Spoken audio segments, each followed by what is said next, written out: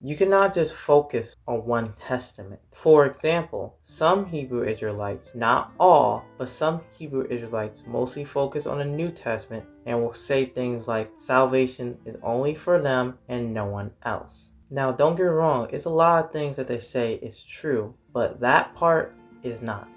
Because if you read certain Bible verses, let alone certain Bible chapters, it will say something otherwise. Or how most of the modern church will say something like, it's all about Yahshua, all the stuff in the Old Testament is done away with, and God's own chosen people that he went to do not matter. I'm not saying that Yahshua, Jesus, is not important. And I'm not saying that we're under the law. And I'm not saying that God's own chosen people do not matter. But what I am saying is, there's still a decent amount of stuff in the Old Testament we still need to abide by. And Yahshua still have a lot of prophecies that need to be fulfilled from the Old Testament. And that includes some prophecies from his own chosen people. Now, if you focus on one testament, you're going to have a lot of lack of understanding with a decent amount of things in the Bible.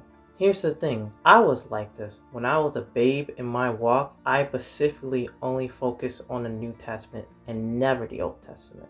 Only because the New Testament was easier for me to read and understand. And two, most of the pastors that my family and I was under mostly focused on the New Testament. But for these past, I would say 2 years, Yahshua, Jesus, has been leading on my heart to go back to the Old Testament so I can understand things better from the New Testament. Even if you do read both the Old and New Testament, you cannot pick certain things that you love from the Bible. For example, you can't just love John 3:16 and hate Leviticus 20:13.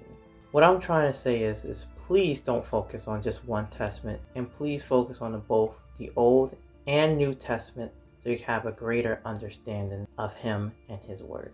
Again, I really hope this video helps somebody, and again, I pray that all who watch this have a blessed day.